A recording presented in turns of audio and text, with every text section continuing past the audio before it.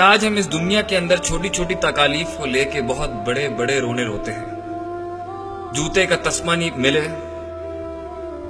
چائے کے اندر چینی کم ہو جائے، ہمارے کپڑے نہ ملے، ہماری بیوی سے چھوٹی سی غلطی ہو جائے، یا خاوند غلطی سے کچھ بھول جائے، یا بیٹا کچھ گستاخی کر جائے غلطی سے، یا باپ سے کچھ ایسی چیز ہو جائے جو خلاف توقع تھی، ہمارے لیے غصے میں پھٹ جانے کے لیے یہ کافی ہے.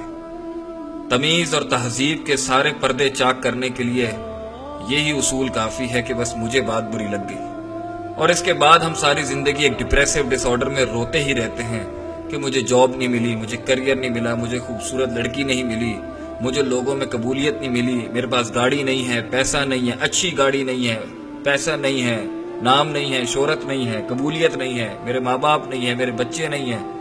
یہ غم تو ہے میرے بھائی، لیکن جو آخرت کا غم ہے، جو نفسیات کو وہ ٹارچر ہوگا، یہ اس کے سامنے کچھ بھی نہیں. اس لیے اللہ سبحانہ و تعالی نے بار بار باور کرایا ہے، اس چیز کو ذہن نشین کرانے کی کوشش کی ہے کہ تم ان کے حال دیکھ کے شاید عبرت پکڑ لو، ہو سکتا ہے تمہاری بھی کوئی غلطی تمہیں اس انجام تک لے جائے. اس لیے ہر وقت توبہ ہی تو منشور ہے، ہمارا توبہ ہی تو دستور ہے مسلمانوں کا کہ ہم ہر وقت گڑ گڑاتے رہتے ہیں اللہ کے سامنے. کیونکہ آخرت کے اندر، قرآن کے اندر مختلف مقامات کے اندر بیان کیا گیا کہ وہ کیا لمحات ہوں گے جب انسان کہے گا، جب انسان ڈرے گا، جب انسان اس ٹینشن اور سٹریس اور انگزائٹی کے اندر یاد کرے گا، اور دنیا کی تکلیف تو اس کو یاد بھی نہیں رہے گی. سورہ مومنون کے ایک بہت بڑا مکالمہ ہے جس کے اندر اللہ سبحانہ و تعالی ان لوگوں سے جو فوت ہوتے ہیں اور جب وہ جہنم میں ڈالے جائیں گے، تو اس کانورسیشن کے اندر بہت عبرتیں ہیں ہمارے لیے. جیسے ہی ان کی موت آتی ہے کہتے ہیں قال رب ارجعون رب ارجعون. رب کے لفظ کے اندر نا ایک رحمت، ایک محبت، ایک کسی کو بڑا ماننے والی بات ہے. اب انہیں رب یاد آ گیا ہے اپنا. ساری زندگی تو اس نے اپنے نفس کی عبادت کی، اپنی سنتا رہا، یا میجورٹی کی سنتا رہا، یا معاشرے کی سنتا رہا، یا باپ دادوں کی سنتا رہا، لیکن اللہ سبحانہ و تعالی بحیثیت رب یاد نہیں آیا، جس نے پانی کے ایک نطفے سے اس کو بنایا، پھر اس کو پروان چڑھایا، اور جب اس کی ہڈی تھوڑی سی سخت ہوئی، مضبوط ہوئی، قد و قامت میں لمبا ہوا، تو اس نے بغاوت کا اعلان کر دیا اللہ کے سامنے، اس کے دین کے آگے، اللہ کے دین کے آگے جھکنے سے. اسی مکالمے کے اندر سورہ مومنون کی آیت نمبر 105 میں جب جہنم میں ان کے چہروں کو جلایا جا رہا ہوگا، تب بھی ان کا ایک ایسا رویہ پیش کیا گیا جہاں پہ ان کو نفسیاتی مینٹل ٹارچرز اللہ نے بتایا کہ ان پہ کیسے گزریں گے. الم تکن آیاتی تتلی علیکم، بتا کیا تم لوگوں کے اوپر میری آیتیں تلاوت نہیں کیا جاتی تھی؟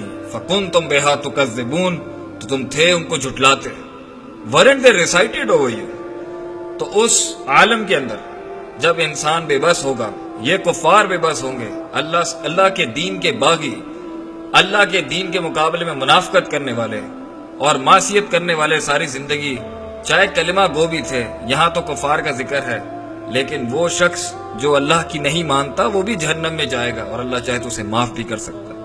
قالو، وہ جواب دیں گے، ربنا غلبت علینا شقوتنا، اے اللہ ہمارے اوپر چھا گئی تھی ہماری گمراہی، ہماری سستی، ہماری کاہلی، ہماری ہٹ درمی، کہ ہم سننا نہیں چاہتے تھے، ہم ماننا نہیں چاہتے تھے.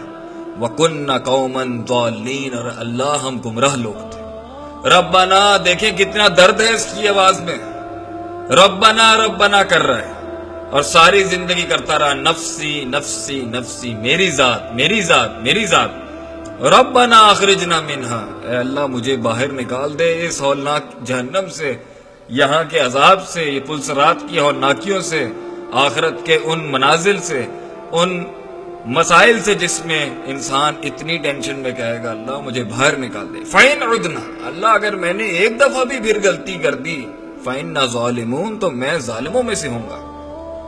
ایک غلطی پہ تو کبھی انسان رہ ہی نہیں سکتا.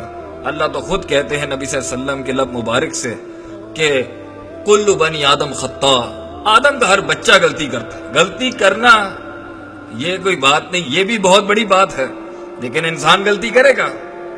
وخیر الخطائین التوابون، لیکن یہ چیز امتیاز کرتی ہے اس کے اندر کہ وہ توبہ کرتا ہے، وہ جھکتا ہے، وہ گڑ گڑاتا ہے، وہ سبمٹ کرتا ہے اللہ کے آگے اپنے آپ کو.